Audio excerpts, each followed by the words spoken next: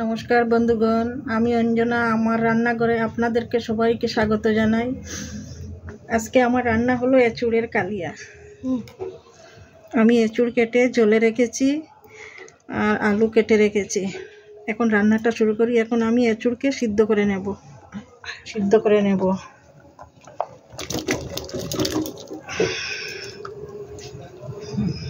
করতে অল্প নুন, হলুদ গুঁড়ো দিয়েছি, দিয়ে 8-10 মিনিটের মতো আমি সিদ্ধ করে নেব। আমার এঁচুড় সিদ্ধ হয়ে গেছে। এখন আমি এঁচুড়গুলোকে একটু নুন হলুদ দিয়ে ভেজে নেব। তেল গরম হয়ে গেছে, এখন এঁচুড়গুলো ভেজে নেব। এঁচুড়টাকে একটু হলুদ নুন দিয়ে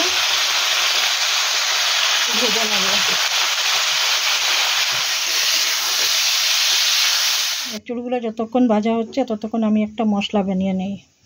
এতে লাগবে আদা বাটি দই, আধা চামচ হলুদ গুঁড়ো, লঙ্কা গুঁড়ো, কাশ্মীরি লঙ্কা গুঁড়ো, ধনে গুঁড়ো ও জিরে গুঁড়ো, চাট মশলা আধা চামচ।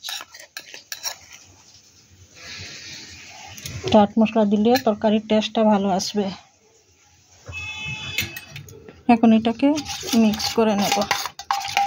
এখন এঁচুড় ভাজা হয়ে গেছে, আমি এঁচুড় মিশিয়ে দিচ্ছি।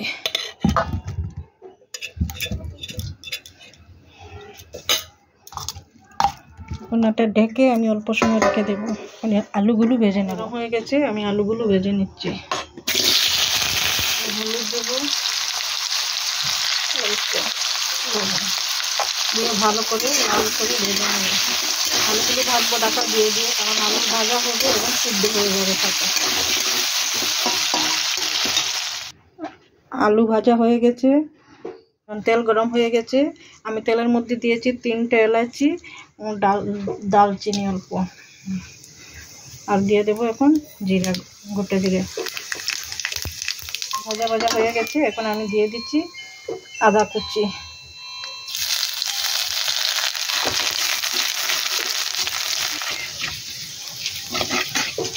আদাগুলো ভাজা হয়ে গেছে, কাঁচা গন্ধ চলে গেছে। এখন আমি টমেটো দিয়ে দিচ্ছি।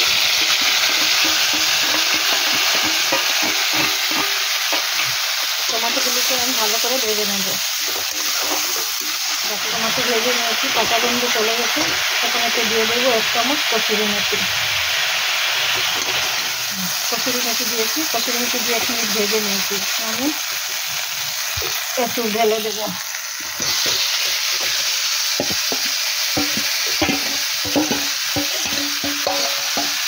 এঁচুড়গুলো ভালো করে এঁচুড়গুলোকে কষিয়ে নেব। এখন আমি আলু দিয়ে দিচ্ছি। আলু দিয়ে আর একটু সময় কষে নেব। এখন আমি দিয়ে দিচ্ছি নুন। আগে অল্প নুন দিয়েছি, তাই আর একটু অল্প দিয়ে দিলাম। দিয়ে দিচ্ছি অল্প চিনি, কারণ দইয়ের যে টক ভাবটা আছে সেটা চলে যাবে। আধা চামচের মতো চিনি দিয়ে দিলাম। এঁচুড়গুলোকে আমি ভালো করে কষিয়ে নিয়েছি। এখন ওই বাটি ধোয়া জল অল্প দিয়ে দেব।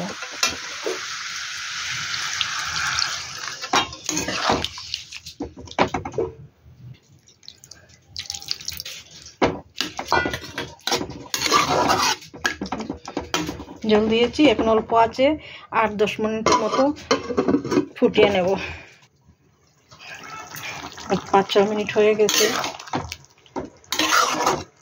এখন আমি দিয়ে দিচ্ছি 4টে কাঁচা লঙ্কা।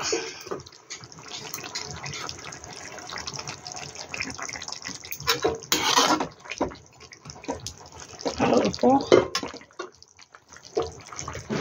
দিয়ে দিচ্ছি অল্প গরম মশলা।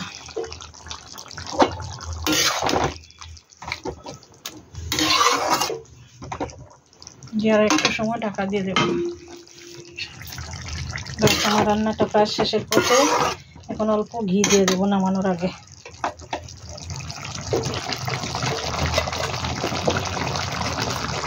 যে কোনো নিরামিষ রান্নায় ঘি দিলে ভালো হয়, তাই অল্প ঘি দিলাম, টেস্টটা এনহান্স হয়ে যায়।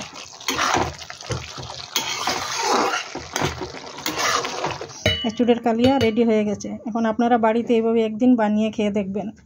যদি ভালো লাগে আপনারা আমার চ্যানেলকে সাবস্ক্রাইব করবেন, লাইক করবেন। যদি ভালো হয় তাও বলবেন, খারাপ হলে তাও বলবেন।